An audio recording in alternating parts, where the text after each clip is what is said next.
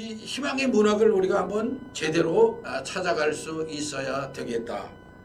바로 그것이 뭐냐면 그런 문학을 우리가 발견할 때 그것은 은혜의 수단이다. 그래서 칼빈 선생도 그런 얘기를 했습니다. 그래서 이제 그 칼빈 선생을 인용한 아브라함 카이퍼 같은 분은 레드클리프 이 상속인이라고 하는 그런 그 책을 통해 가지고 삶의 의미를 다시 찾은 거예요. 과연 우리가 왜 교회 생활을 하는가? 이 교회가 뭐냐? 교회는 어머니다. 우리 영혼의 어머니다. 그래서 이 아브라함 카이퍼 선생도 사실은 어떤 신앙의 그 본질을 잘 찾지 못해서 나름대로 내적인 방황을 하고 있을 때 한 소설 레드클리프 상속인이라고 하는 그 한 소설을 통해서 교회의 모습을 다시 한번 깨닫고 그 교회를 새롭게 이해하면서 교회가 바로 우리 교부들이 그리고 여러 종교개혁가들이 얘기했던 교회는 뭐냐?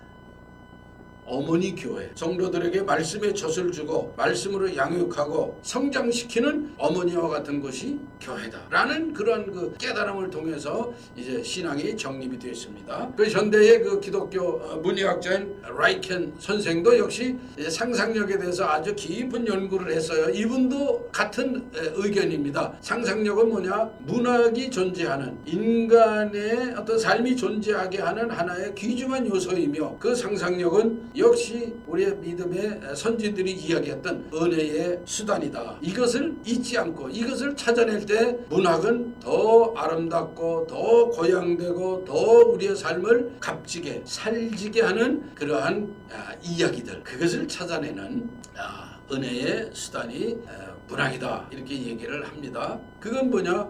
그러한 상상력으로 채워진 문학이 굉장히 아름다운 문학이고 우리가 추구하고자 하는 희망의 문학이다. 그런 뜻입니다. 자, 문학에는 순기능적인 역할이 있다고 합니다. 자, 문학은 뭐냐면 사실주의와 공리주의가 있어요. 사전적으로 간단하게 설명을 해드리겠습니다. 사실주의는 문학은 있는 현실을 그대로 표현하고 마치 사진을 찍는 것처럼, 그러나 사진 찍는 것을 더 뛰어넘어서 그것을 묘사하고 읽는 사람들로 하여금 성찰하도록 하게 해주는 것이 사실주의입니다. 이 자세한 또 작품들에 관해서는 또 나중에 말씀을 드리죠. 또 그 다음에 공리주의, 유틸리아니즘이라고 하는 공리주의는 뭐냐면 문학은 해야 되는 일이 뭐냐? 우리가 홍익인간 그러잖아요. 작품을 읽는 사람들로 하여금 유익하게 하고 내면을 고찰하게 해주고 성찰하게 해주고 삶의 목적을 깨달을 수 있게 해주는, 물론 사람마다 다 달라요. 같은 작품을 읽어도 보는 관점에 따라서 내가 읽는 그 어떤 입장에 따라서 다 달라질 수가 있습니다. 그럼에도 불구하고 문학을 통해서 우리는 큰 유익을, 내적인 유익을 얻을 수가 있다. 문학을 통해서 우리 뇌도 굉장히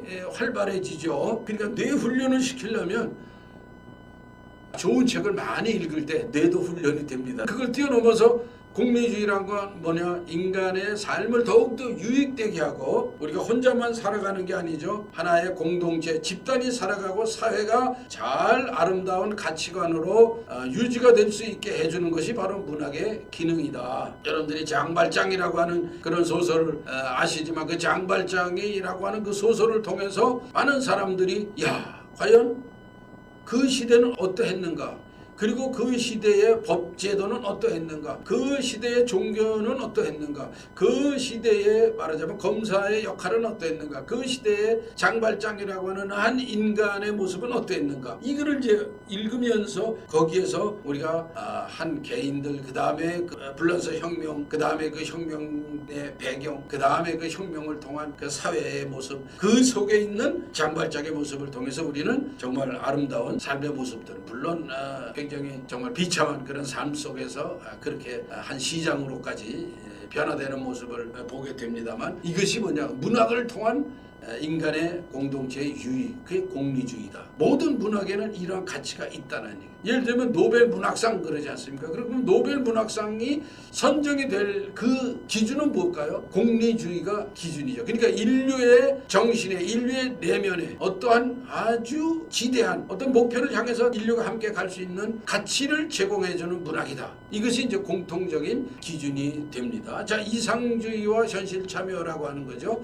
문학은 이상 이상주의, 다시 말해서 현실에 각박하고 현실에 비참하고 그러면서도 불구하고 우리가 가지고 있는 그렇죠 진선미라고 하는 것을 추구하는 거예요. 비록 세상은 무한 경쟁의 시대이지만 이 안에 진리란 무엇이냐, 정의란 무엇이냐라는 거, 사랑이란 무엇이냐, 이런 거를 우리가 추구하는 것이, 인간의 아름다움이란 무엇이냐, 이걸 찾아가는 것이 바로 이상주의죠.